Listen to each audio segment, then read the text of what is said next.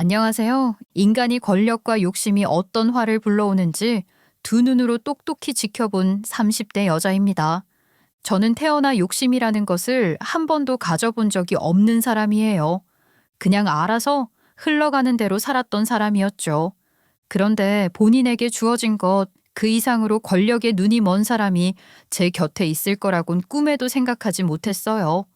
인간의 허영은 그 자체가 사기꾼이라는 명언이 있죠. 오늘 제가 겪은 일을 조심스럽게 한번 꺼내보려 합니다. 끝까지 잘 들어주시면 감사하겠습니다. 저는 어린 시절 불행한 가정 환경 속에서 성장했어요. 아버지는 틈만 나면 바깥으로 나돌기 바빴습니다. 엄마와 저를 버려둔 채 타인에게서 끊임없이 사랑을 갈구하는 사람이었어요. 이 여자 저 여자를 만나면서 외도를 일삼았으며 술에 취해 들어오면 어김없이 엄마와 제게 거친 폭언을 내뱉으며 손을 쓰곤 했습니다. 아이고, 이놈의 집구석 진짜. 더러울 때마다 아주 정내미가 뚝뚝 떨어진다. 뚝뚝 떨어져. 빨래도 하나 제대로 안 돼 있고 밥도 하나 제대로 못하고 뭐 하나 똑바로하는 게 없어. 무서웠습니다. 아버지의 호통 소리는 마른 하늘에 천둥이 크게 치는 느낌이었어요. 하지만 엄마는 아버지 앞에서 늘 침묵으로 일관했습니다. 소리 한 번 치지 못하고 아버지께 꼬리를 내리는 이유를 알 수가 없었어요. 마치 무언가 약점이라도 잡힌 사람처럼 조용히 참고만 있었죠. 사실 엄마가 잘못한 건 하나도 없었기 때문에 너무 답답하고 속상한 마음에 한 번은 엄마에게 울며 대들어보라고 애원한 적도 있었습니다. 엄마, 제발 뭐라고 말이라도 좀 해. 계속 이러고 살 거야? 아빠한테 뭐 책 잡힌 거 있어? 그런 거 아니면 그냥 싫다고 그만하라고 소리라도 질러 좀. 하지만 저의 울음 섞인 외침에도 불구하고 엄마는 눈을 감은 채로 말없이 고개만 내저었어요. 아버지가 불쌍한 사람이라고 불쌍한 사람이니 참고 살아야 한다고 말하는 그 모습이 더 아프게 느껴졌어요. 불행이라는 건 정말 지독한 거더라고요. 벗어나려고 한없이 발버둥을 치고 발악을 해봐도 해를 거듭할수록 저와 엄마는 더욱 깊은 암흑 속으로 빨려 들어가는 것만 같았어요.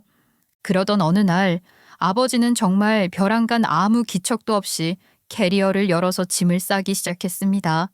하는 행동을 보아하니 집을 나가려는 것 같았죠. 그렇게 밖으로 돌아다니면서 여러 여자들을 만나더니 정말 마음이 꽂힌 여자라도 만난 건가 싶어 저는 아버지를 향해 대놓고 비아냥을 던졌습니다. 가방 싸들고 어딜 가려는 거예요? 설마 진짜 사랑하는 사람이라도 생긴 거예요? 말 걸지 마라. 너랑 대화하고 싶지 않으니까. 어차피 살아생전 얼굴 보는 건 마지막이 될 것 같은데 할 말은 해야 하지 않겠어요? 아버지 때문에 내 어린 시절이 얼마나 불행했는지 아버지는 아냐고요. 아마 모르시겠죠. 노파심에 이야기하는 거지만 그대로 나가서 다시는 돌아오지 마세요. 이제 엄마랑 나는 당신이랑 아무 관련 없는 사람이니까. 아버지는 저의 말에도 아무런 대꾸 없이 문을 닫고 나가버렸습니다. 그때가 제가 중학교 3학년이 되던 해였어요. 마지막 순간까지도 사과 한마디 하지 않고 나가버리는 아버지를 보며 저는 절대로 아버지 같은 삶을 살지 말아야겠다고 다시 한번 다짐에 다짐을 했어요. 나중에 집으로 돌아온 엄마는 아버지의 옷과 짐들이 싹 비어버린 옷장을 한참 동안 바라보며 깊은 한숨만 내쉬었어요. 엄마의 마음이 이해되지 않는 건 아니었지만 한편으론 다행이기도 했어요. 더 이상 아버지의 행패를 견딜 필요가 없다는 생각에 마음이 한결 가벼워졌던 것도 사실이었고 그와 동시에 이제는 오롯이 서로를 지켜야 한다는 현실적인 무게감도 느껴졌어요. 이렇게 어린 시절부터 험난한 일을 고스란히 겪었고 꽃길이 아닌 가시덤불 길만 걸었던 저는 다른 친구들에 비해 조금 더 빨리 철이 들 수 있었어요. 아버지에게 오랫동안 시달리며 벼랑간 우울증을 얻게 되어버린 엄마 대신 고등학교에 들어가면서부터 생계를 책임지기 위해 온갖 아르바이트를 다 하며 다녔고 어머니는 작게나마 돈을 벌어오는 저를 보며 항상 미안해 하셨어요. 재수야, 미안해. 엄마가 나가서 돈을 벌어야 하는데 어른이 되어가지고 이러고 있으니 우리 딸 볼 면목이 없네. 엄마, 딸한테 그런 소리 하는 거 아니야. 가족인데 그런 게 어딨어? 아이 모척 나한테 미안하면 얼른 자리 훌훌 털고 일어나. 학교에서 선생님이 수업 시간에 그러셨는데 슬픔은 얽매는 게 아니라 극복하는 거라고 했어. 엄마의 우울은 언제가 됐던 간에 꼭 나중에는 저 멀리로 도망가게 될 거야. 제 말대로 시간이 흐르니 엄마의 우울은 조금씩 나아지게 됐어요. 저희 모녀를 괴롭히던 아버지는 소식도 모른 채로 멀리 떠나버렸고 엄마에게 드리웠던 어두운 그림자도 어느덧 사라지고 모든 것이 제 자리로 돌아오고 있었습니다. 고등학교 졸업 후 저는 대학 진학 대신 제게 조금 더 유리할 수 있는 방향을 선택했어요. 아르바이트로 번 돈으로 실무에 유용한 자격증들을 공부하고 시험을 쳤죠. 회사를 다닐 때 기본적으로 필요한 사무적인 프로그램 자격증부터 시작해서 조금은 전문적인 자격증들까지 관심이 있는 것들은 죄다 공부를 했어요. 아무래도 대학도 나오지 않은 고졸이었기 때문에 취업 시장에서 과연 경쟁력이 있을까에 대한 불안감은 있었지만 이력서에 기재한 화려한 자격증들 덕분에 저는 22살이라는 나이에 중소기업과 중견기업 사이 적당한 규모의 회사에 격리직으로 취업을 하게 됐어요. 정말 사무적인 업무에 도움이 되는 자격증들을 따 놓으니 이력서만 넣어도 오라고 부르는 곳이 많아지더라고요. 걱정했던 것이 무색해질 정도로 말이에요. 처음 회사에 입사를 했을 때는 긴장과 설렘보다는 걱정이 먼저 앞섰어요. 최소 대학을 졸업한 사람들 틈에서 저 스스로가 위축되진 않을까, 일을 못한다며 괜히 다른 사람들과 비교를 당하진 않을까 두려웠어요. 하지만 걱정했던 것과는 다르게 회사 분위기는 굉장히 따뜻했고 선배들은 저를 친동생처럼 챙겨주며 하나하나 업무를 가르쳐 주셨어요. 이건 이렇게 입력하면 되는 거야. 여기 숫자를 넣으니까 자동으로 입력되지? 겉으로 보기에는 좀 어려운데 사실 뜯어보면 그렇게 어렵지도 않아. 업무를 하나부터 10까지 차근차근 알려주신 덕분에 저는 빠르게 회사에 적응을 할 수 있었어요. 그렇게 회사를 잘 다니던 저는 태어나 처음으로 사내 연애라는 것을 하게 됐어요. 누구랑 연애를 하게 됐느냐고요?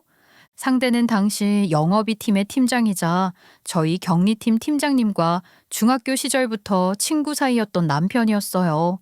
저희 팀장님과는 엄청 친한 사이였기 때문에 매일 점심시간이 되면 저희 팀 사무실에 들르곤 했고 워낙에 자주 얼굴을 보이다 보니 직원들과도 농담을 주고받곤 했어요. 그때까지만 해도 제게 남편은 그저 유쾌한 다른 팀 팀장, 그 이상도 이하도 아니었어요. 그러던 어느 날 남편과 본격적으로 가까워지게 된 계기가 찾아왔어요. 격리팀에서는 회사의 자금이나 회계 같은 것들을 대부분 관리하기 때문에 각 부서별로 돈의 흐름 같은 것들을 파악하는 것이 어렵지 않았어요. 그러던 어느 날 남편이 팀장으로 있는 영업이 팀에서 자금 문제가 일어난 것 같다는 연락을 받게 됐습니다. 지수 씨, 혹시 지금 많이 바빠? 아니요, 팀장님. 왜 그러세요? 영업이입팀에 문제가 좀 생겨서 우리 팀에서 도와줘야 하는데 이 업무를 할 줄 아는 직원이 오늘 연차네 또. 지금 좀 한가해 보이는 사람이 지수 씨밖에 없는 것 같아서 좀 도와줄 수 있을까? 솔직히 긴장이 됐어요. 한 번도 해보지 않았던 업무였기 때문에 여기서 실수가 일어나면 어떡하지? 걱정을 했는데 그래도 상급자 명령이니 무섭고 불안해도 당연히 따를 수밖에 없었어요. 우선 살펴본 다음 어디서 문제가 생긴 것인지 파악을 하고 보고를 하니 남편이 저희 격리팀으로 찾아와서 저를 마구 칭찬하더라고요.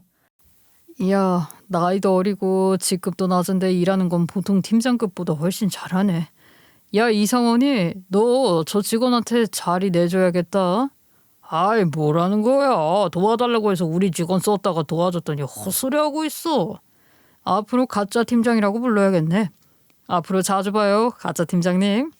저렇게 말하는 게 처음에는 놀리는 거라 생각했어요. 그런데 듣다 보니까 기분이 나쁘지만은 않더군요. 그날 이후 저를 만날 때마다 이것저것 챙겨주기도 했으며 개인적으로 대화를 몇 마디 나누기도 했습니다. 그러다 보니 조금 더 가까워진 저희 두 사람은 어느덧 누가 먼저랄 것도 없이 마음을 표현하고 연인이 됐어요. 솔직히 다른 부서의 상급자였기에 만나도 되나 고민을 했지만 마음이 시키는 대로 했습니다. 그 고백에 저는 잠시 머뭇거렸지만 결국 고개를 끄덕였습니다. 나이 차는 8살이 났지만 그 어른스러움 덕분에 저는 늘 든든하고 편안했습니다. 그는 한 번도 나를 무시하거나 어리게 보지 않았고 오히려 나보다 더 많이 존중하고 배려해주는 사람이었어요. 남편은 일을 할 때도 참 멋진 사람이었고 연애를 할 때는 다정한 사람이었어요. 일과 사랑 모든 것에 집중하는 남편을 보면서 저는 조금씩 더 빠져들었죠. 그렇게 남편과 3년 정도 연애를 하고 제가 30대를 앞두고 있을 즈음 저희는 결혼을 약속했어요. 내가 원래 이런 말은 잘 못하는데 우리 앞으로 평생 같이 살자. 내가 밤하늘에 별도 달도 따주겠다는 약속은 못해도 절대로 울지 않게 해주겠다는 약속만큼은 꼭 지킬게. 엄마도 남편을 무척 좋아했고 시부모님도 인품 좋고 따뜻한 분들이었기 때문에 결혼 준비는 순조롭게 진행될 수 있었어요. 그렇게 시간이 흘러 결혼식 당일날이 찾아왔습니다.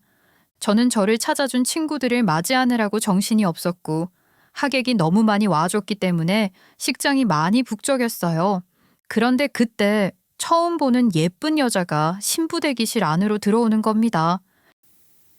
누구? 지수야, 직장 동료분이셔? 아니, 처음 보는데. 누구세요? 단정한 코트를 입고 있었던 그 여자는 아무 말 없이 저를 빤히 쳐다보기만 했어요. 제 옆에 친구들도 저도 그리고 옆에 서 있던 엄마도 당황스러운 눈빛으로 그 여자를 바라봤죠. 그 순간 대기실 안으로 모르는 사람이 들어와 그 여자를 데리고 나갔어요. 예식장을 잘못 찾았다고 하면서 말이죠. 그 모습을 보고 뭔가 마음 한켠이 찜찜했지만 그래도 날이 날이니만큼 그냥 넘어가기로 했어요. 그렇게 저희는 모두의 축복을 받으며 결혼식을 올렸고 즐거운 신혼생활을 할 수 있었습니다.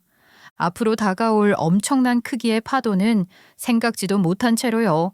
하지만 걱정 없이 즐거운 신혼생활도 3개월밖에 이어지지 않았어요.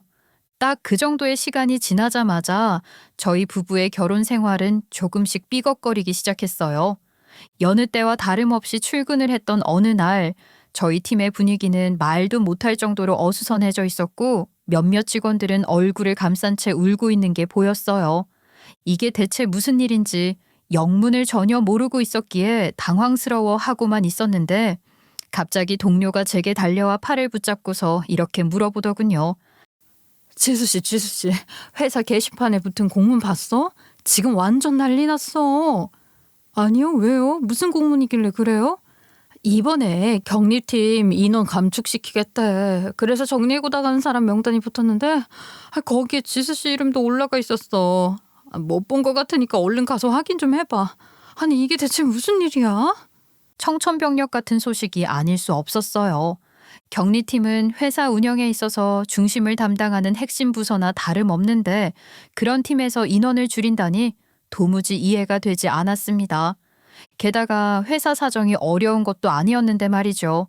보통 회사에서 직원을 해고한다고 하면 정당한 사유가 있어야 하는데 저희의 해고 사유는 아무것도 없었습니다. 업무 태만을 했다던가 횡령을 했다던가 그런 이유 하나 없이 그냥 하루아침에 회사에서 잘린 것이었어요. 어이없이 정리해고 명단에 오른 팀원들이 모두 모여서 팀장님에게 언성을 높이며 따졌지만 팀장님은 그저 고개를 내저을 뿐 아무런 답도 주지 않으셨습니다. 아니, 팀장님이 말씀을 좀 해보세요. 갑자기 저희 팀 인원을 왜 줄인다는 건데요? 말이 안 되잖아요. 하루아침에 이러는 게 어딨어요. 재수씨, 나도 일개 회사 직원일 뿐이야. 이 사람들이 그렇게 결정을 내렸다는데 내가 무슨 힘이 있겠어. 그래도 한 팀을 담당하는 팀장이잖아요. 팀장이면 당연히 윗선의 말이라도 해볼 수 있는 거 아니에요? 지수씨가 회사를 위해 일한 시간만 3년이 넘어요. 근데 이렇게 어이없게 내쫓긴다고요? 팀장님이라면 이 상황을 받아들이실 수 있으시겠어요? 그래. 나도 당연히 속상하지. 다들 정말 미안하게 생각하기는 하는데 어쩔 수가 없잖아. 위에서 까라면 까야지. 안 그래? 내 입장도 이해를 좀 해주라. 미안해. 결국 저는 몇몇 동료들과 함께 영문도 모른 채 회사를 떠나야 했습니다. 20대의 첫 직장 생활을 이곳에서 시작했는데 결말이 이렇게 허무하다니. 너무 억울하고 분해서 짐을 정리하는 내내 물건을 몇 번이나 떨어뜨렸는지 몰라요.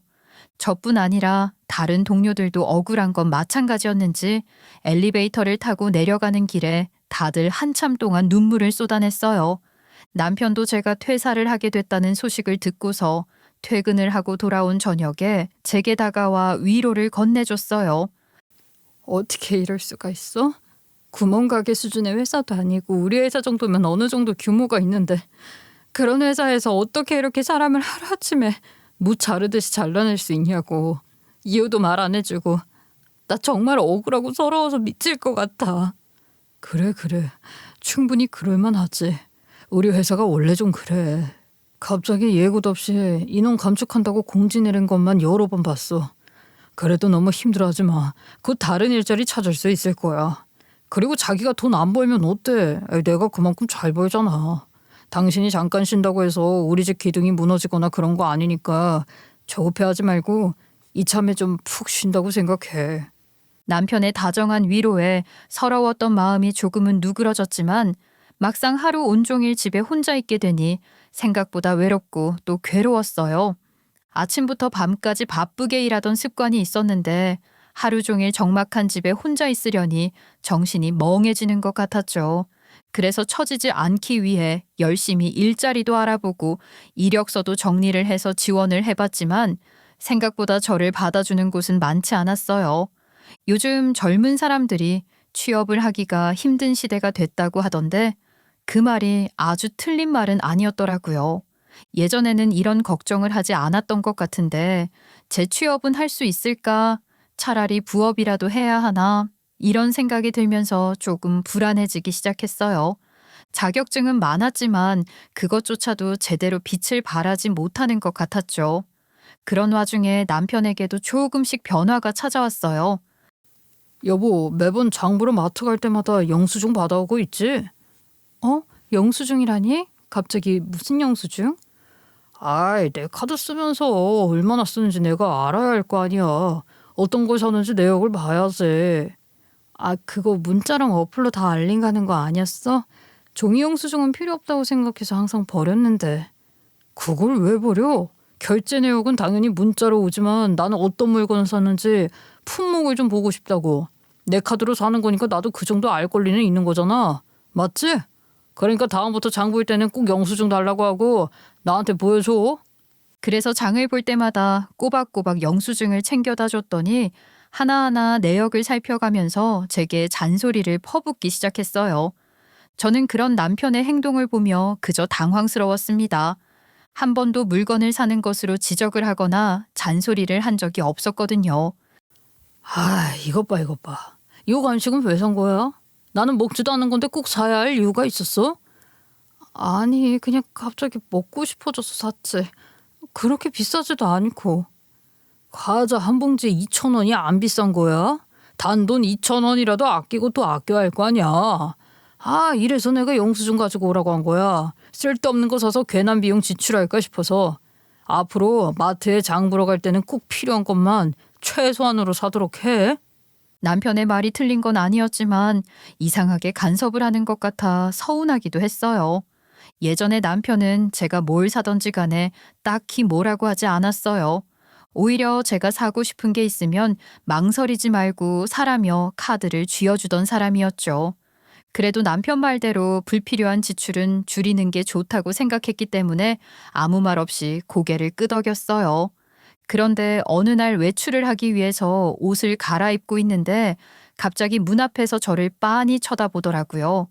그것도 그냥 쳐다보는 게 아니라 위아래로 스캔을 하듯이 말이죠. 그 눈빛이 묘하게 기분 나쁘게 느껴졌어요. 아니, 사람을 왜 그런 눈으로 쳐다봐? 기분 나쁘게? 아니, 그냥 요즘 당신이 좀 달라진 것 같아서. 회사 다닐 때랑 지금이랑. 달라지다니 뭐가? 난 그대로인데. 아니, 예전엔 출근할 때 화장도 하고 옷도 깔끔하게 입고 그랬잖아. 그래서 그때는 단정해 보여서 참 예뻐 보였는데. 지금은 그냥 늘어난 티셔츠나 입고 돌아다니고 머리는 위로 질끈 묶고 좀 많이 달라졌어. 내 눈에 씌어있던 콩깍지가 벗겨진 건가? 그럼 내가 집에서도 꾸미고 있어야 한다는 거야? 왜 그래야 하는데? 아니 뭐 그러라는 건 아닌데 당신 김대리 알지? 기획 2팀 김용지대리 말이야. 김대리는 집에서 비싼 돈 들여 홈케어 같은 것도 한다더라. 참 또래 여자들은 자기 관리하는데 집중한다는데 당신은 날 너무 편하게 대하는 거 아니야? 내가 자기 관리를 안 하는 것 같아서 불만인 거면 자기 관리 좀 하라고 돈을 줘야지 돈을. 얼굴 마사지도 하고 좋은 화장품도 사고 옷도 사려면 돈이 어디 한두 푼 드는 줄 알아? 제가 이렇게 말하자 남편은 이내 고개를 절레절레 흔들며 답이 없다고 말했습니다.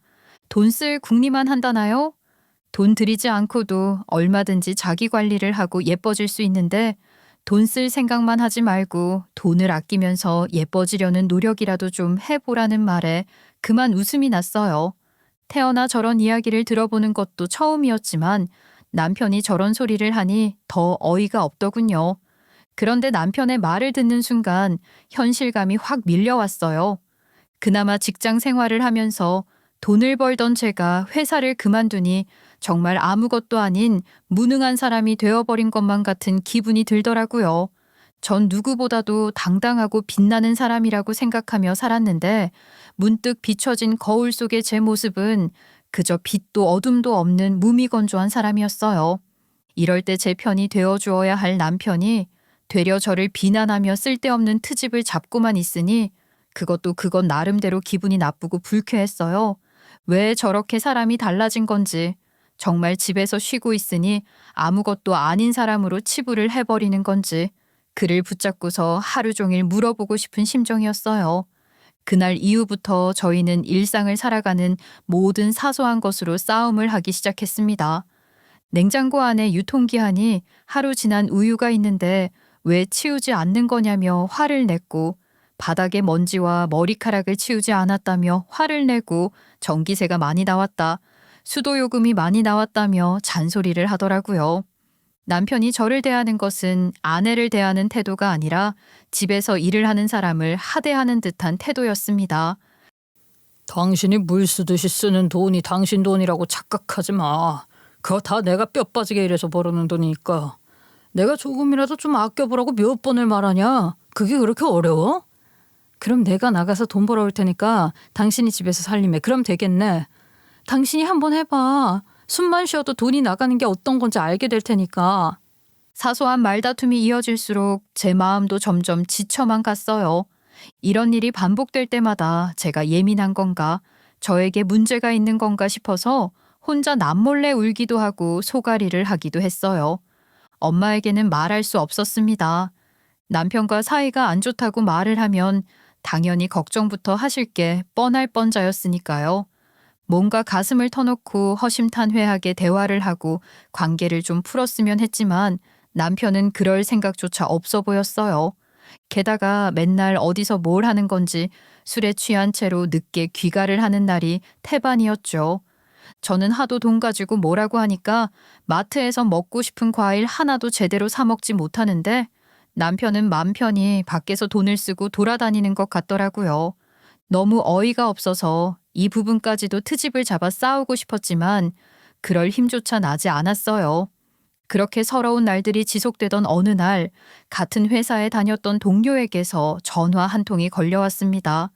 평소에 사이 좋게 지내던 동료이기도 했고 저희가 집단으로 해고를 당할 때에도 옆에서 같이 목소리를 내준 동료였기 때문에 반가운 마음으로 전화를 받았어요. 자기야, 내가 너무 오랜만에 연락하지? 미안해, 바빠서.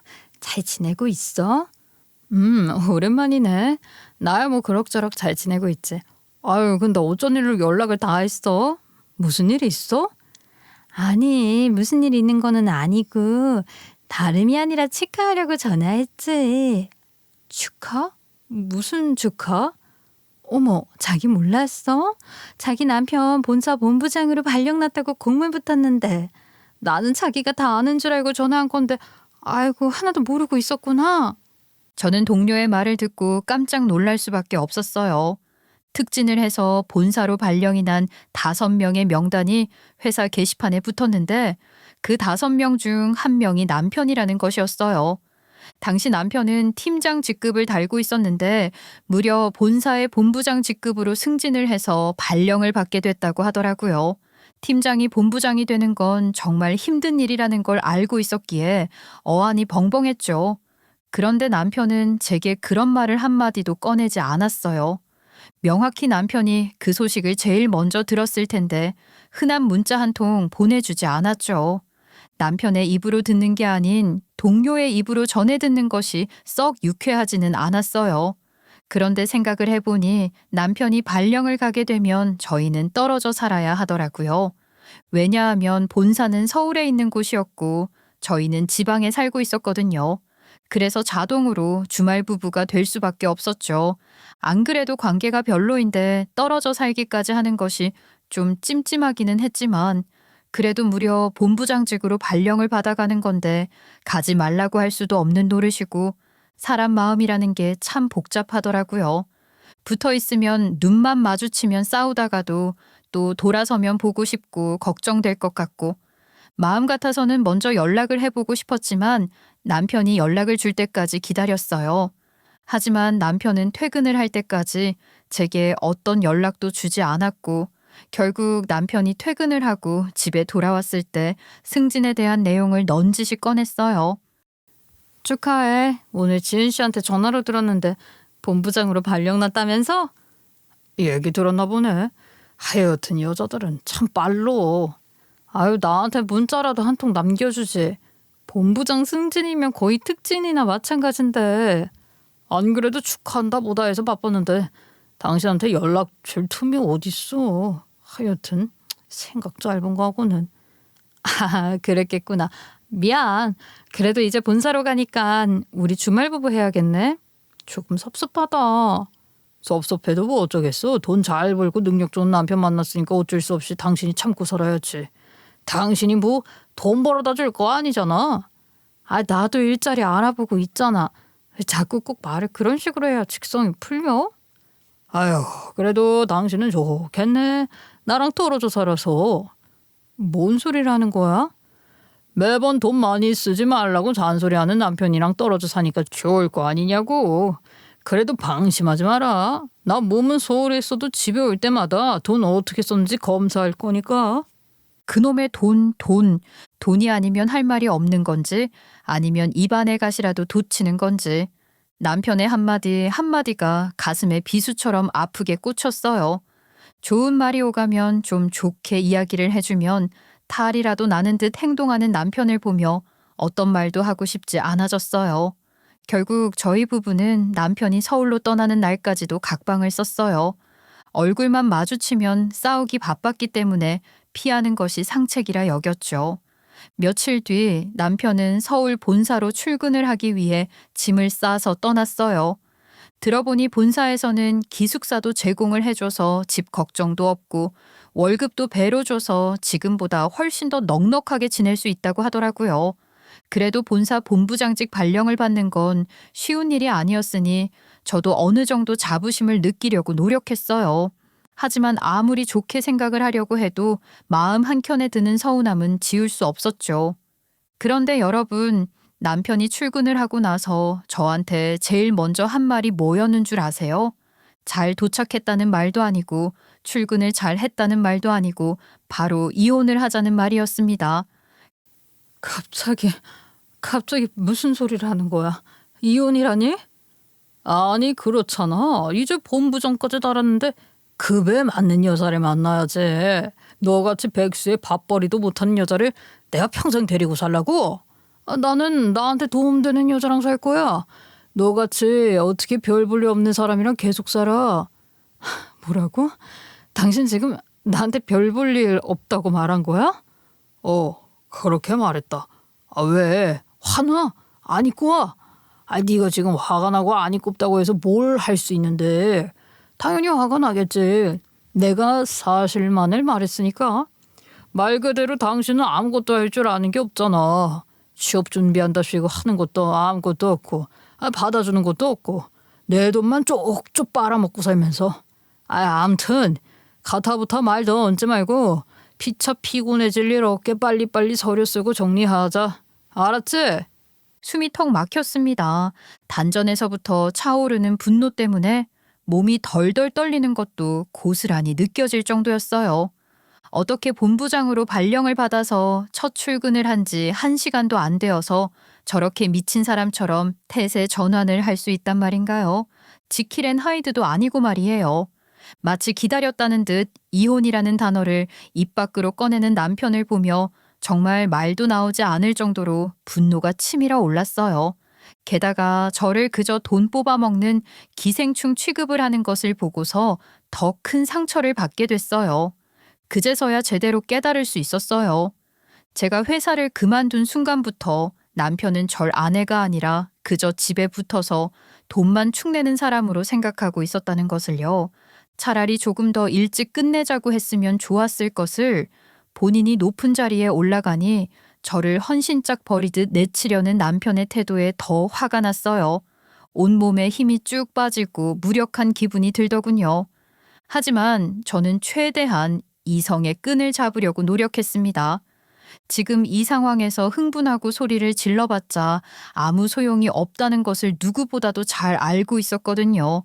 되려 남편은 제가 화를 내는 걸 원할 거라고 생각했습니다. 아무리 그래도 먹이를 줄 수는 없지 않겠어요? 그래서 심호흡을 한번 한 다음 침착하게 대답했어요. 그래. 당신이 이혼하고 싶다고 하니까 원하는 대로 해줘야지. 근데 이거 하나만 기억해. 절대로 후회하지 마. 후회? 에이, 내가 미쳤냐? 후회를 하게? 내 인생엔 후회 같은 단어 따위는 없어.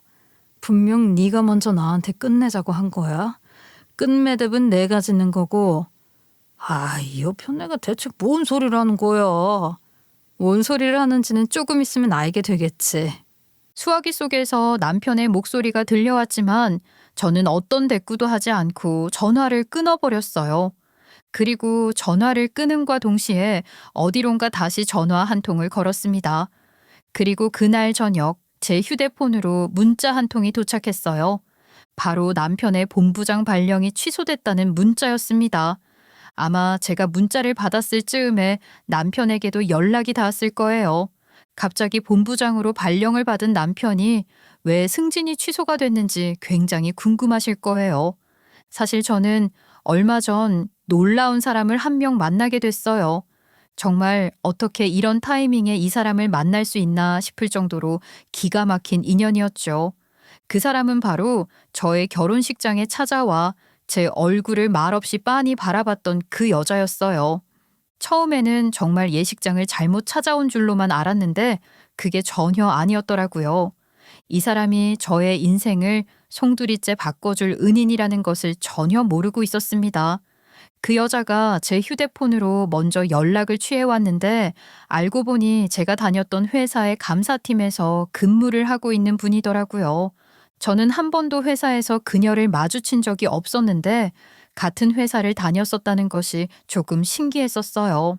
제 휴대폰 번호는 저와 가까이 지냈던 동료를 통해 어렵게 받았다고 하면서 혹시 불쾌했다면 미안하다며 정중하게 사과를 하더군요. 그리고 제게 꼭 하고 싶은 이야기가 있는데 혹시 시간 괜찮으면 회사 근처 카페에서 잠깐 만날 수 있겠느냐고 묻는 말에 뭔가 예사롭지 않은 느낌이 들었어요. 원래라면 사람을 잘 만나지 않긴 했지만 이상하게 꼭 나가야 할 것 같다는 생각이 들어 그녀가 연락을 취한 다음 날 바로 회사 근처 카페로 그녀를 만나러 나갔습니다. 그녀가 제게 들려준 이야기는 정말 충격적이었어요. 제 결혼식장에 찾아온 그 여자의 정체는 바로 제 남편의 전 여자친구였어요. 회사에서 만나 연애를 했던 것은 아니었고 그녀가 회사에 입사를 하기 전부터 사귀었던 사람이라고 하더군요. 2년 정도를 만났다가 헤어졌고 그 2년이라는 세월 동안 남편이 저지른 일은 정말 상상 이상이었다고 해요. 개인적인 일도 많았지만 그중에서 회사 관련으로 벌린 짓들이 수도 없이 많았다고 하더군요. 예컨대 회사 돈을 빼돌린 일, 가짜 보고서를 작성해서 결제를 올린 일, 법인카드를 함부로 유용하는 등 말로 다 할 수 없는 짓들을 아무렇지 않게 벌려오고 있었고 그중 일부는 신고를 하게 되면 형사처벌도 가능한 수준이었대요. 그런데 헤어지고 나서 회사에 신고를 하려니 그 당시 모아놓은 증거가 아무것도 없었다는 거예요. 녹음을 해둔 것도 없었을 뿐 아니라 주고받았던 메신저 내용들도 헤어지게 되면서 정리를 해버리는 탓에 모두 삭제된 상태였다고 했어요. 그래서 무작정 회사나 경찰서로 찾아가서 이 사람이 저한테 이런 짓을 했어요 하고 신고를 했다간 오히려 자신이 정신 나간 사람으로 궁지에 몰릴 수도 있을 거라고 판단했다 하더군요. 제 직업은 원래 감사원이었어요.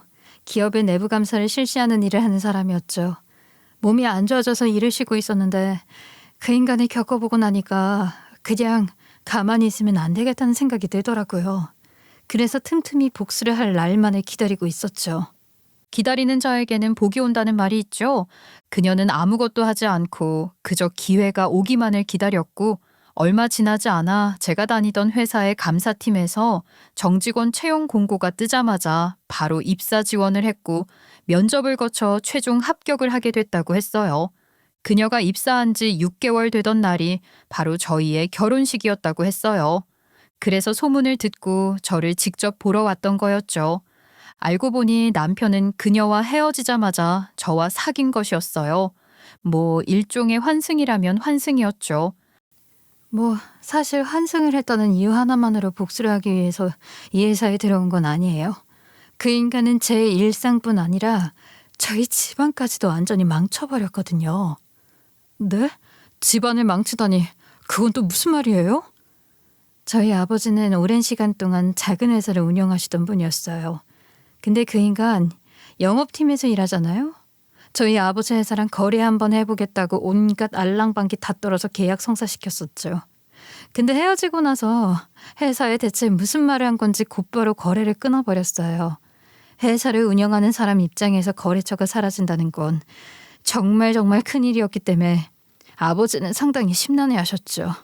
하지만 회사와 거래가 끊긴 이후부터 소문이 돌게 된 건지는 몰라도 알 수 없는 이유로 인해 다른 거래처들도 연쇄적으로 계약을 파기하게 되면서 그녀의 아버지가 운영하시던 회사는 결국 폐업 수순을 밟게 됐다고 했어요. 아주 오랫동안 문제없이 운영을 해오시던 회사였기 때문에 그 충격이 굉장히 크셨다고 하시더군요.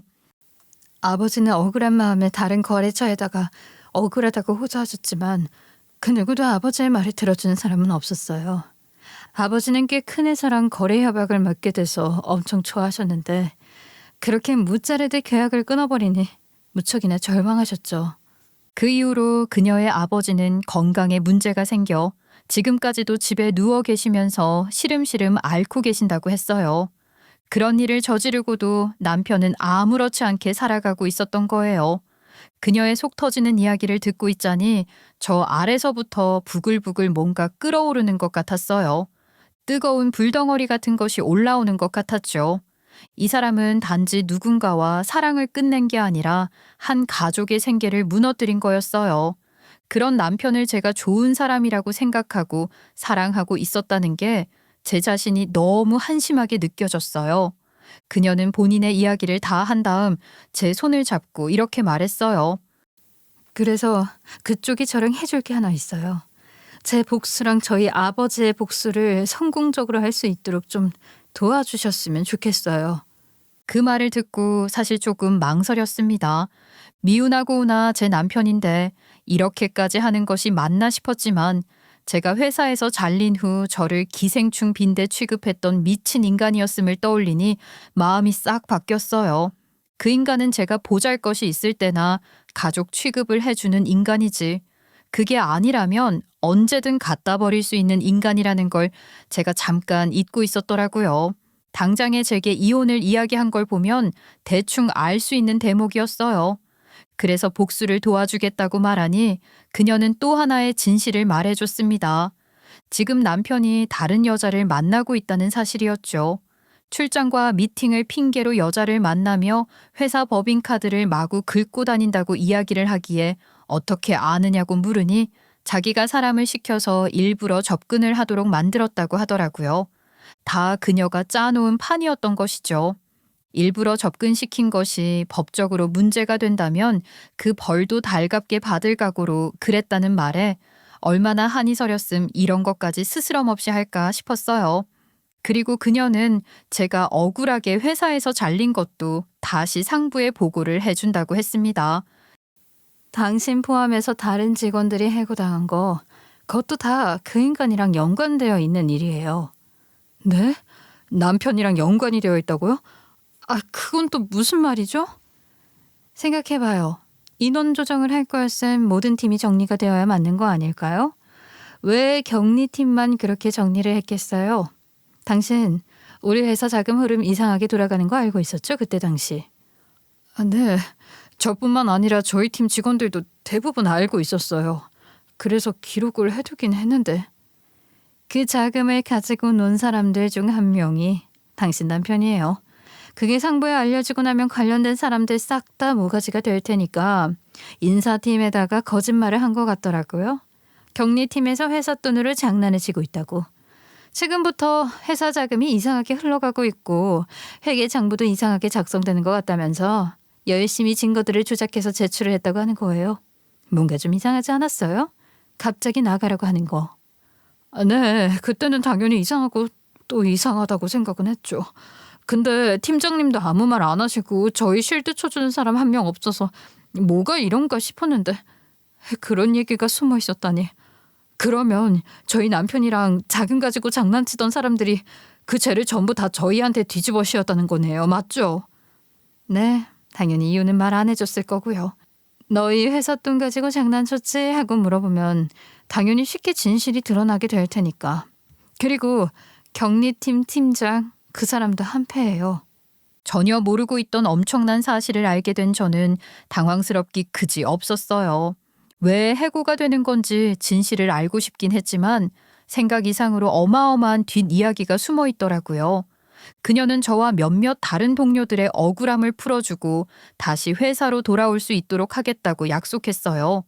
사실 저는 회사를 잘리기 직전까지도 자격증을 준비하면서 내부감사사 민간 자격증도 함께 준비를 하고 있었어요. 해고가 된 이후에도 그 공부는 계속 하고 있었죠. 제가 제일 잘하고 자신 있는 것이 자격증 공부를 하는 것이었기에 나중에 따놓으면 뭘 해도 할 수 있겠지 싶어 공부를 게을리하지 않았어요. 이날을 위해 그렇게 공부를 열심히 했나 싶었죠.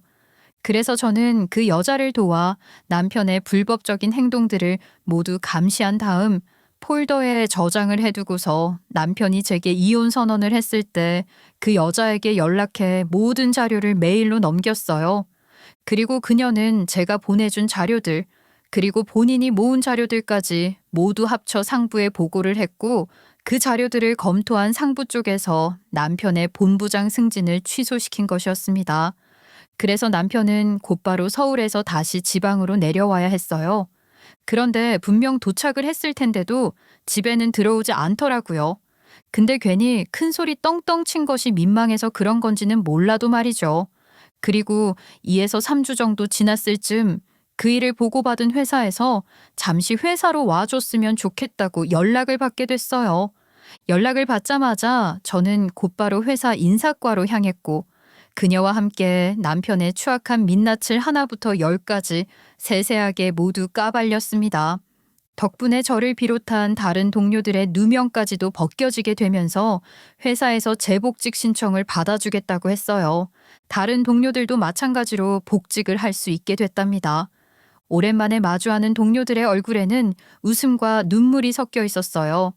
슬픈 눈물이 아니라 기쁨의 눈물이었죠. 그 순간 저는 확신했어요.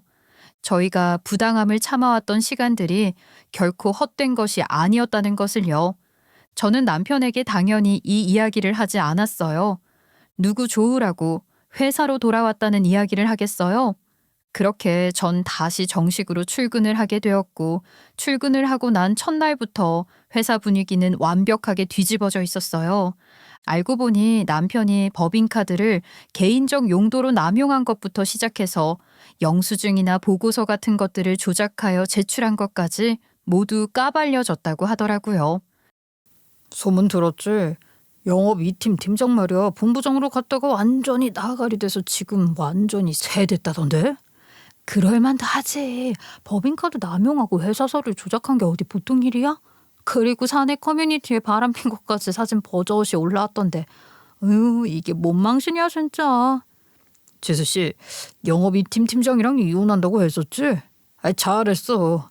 그런 남자랑은 진짜 단 하루라도 같이 살면 안 돼. 맞아요. 도저히 같이 못 살겠어서 그냥 갈라서려고요. 제가 너무 하나만 본 것 같아서 좀 반성도 되고 그러네요. 그래도 뭐 세상이 아주 불공평하지는 않은 것 같아요. 남편은 일 잘하는 유능한 직원에서 한순간 회사 분위기를 흐리고 아내가 있음에도 버젓이 다른 여자와 불륜을 즐긴 사람으로 전락해버렸어요. 사람 이미지 바뀌는 건 정말 한순간인 것 같더라고요. 그렇게 저와 그녀는 남편의 인생을 완벽하게 망치는 데에 성공했어요. 그리고 제가 복직한 곳은 이전에 일을 하던 격리팀이 아닌 인사과였어요. 제가 가지고 있는 자격증과 여태 공부를 하고 있었던 걸 바탕으로 회사 내부에서 검토를 한 뒤 다른 부서가 적합할 것 같다는 판단 후 팀을 지정해 주셨어요. 그래서 남편이 다시 회사로 출근한 날 저희 인사팀에서 남편을 호출했습니다. 다자대면을 하는 식으로 남편을 호출하니 남편이 이내 기죽은 듯한 표정으로 사무실 안으로 들어오더군요. 그런데 그는 제 얼굴을 보자마자 곧바로 사색이 되었어요. 당신이 왜 여기 있어? 얼른 자리에 앉으시죠. 사실관계를 확인할 것들이 정말 많습니다. 저의 단호한 말투에 남편은 아무 말도 못한 채 조용히 자리에 앉았어요. 그 꼴이 참 봐줄만 하더군요. 얼마 전까지만 해도 아주 목을 부러질 듯 꼿꼿하게 세우고 떵떵거리더니 이제는 그런 모습은 어디로 도망을 간 건지 마치 큰 잘못을 한 아이처럼 고개를 푹 숙이고 있었죠. 저는 차분하게 그가 저지른 모든 잘못들을 하나하나 설명했어요. 업무상 배임, 영수증 조작, 공금 횡령과 허위 보고까지 구체적인 증거들과 함께 하나씩 짚어나가니 남편의 표정은 점점 창백해지기만 했어요. 당연히 맞다는 말도 아니라는 말도 할 수 없었을 거예요. 제가 저런 인간과 한 지붕 아래서 살을 맞대고 살고 한때 사랑을 했다는 사실이 끔찍하리만치 싫었어요. 아무튼 남편은 본인의 잘못을 대부분 시인했고 더 살펴볼 것도 없었기에 곧바로 회사에서 해고 처리되었어요. 그리고 나중에 제게 전화를 걸어 이렇게 말을 하더군요. 여보, 내가 그동안 잠깐 귀신에 씌였었나 봐. 잠깐 정신이 나갔었어. 당신이 나한테 얼마나 귀한 존재인 줄도 모르고 내 잘난 맛을 취해서 당신한테 막대했던 것 같아.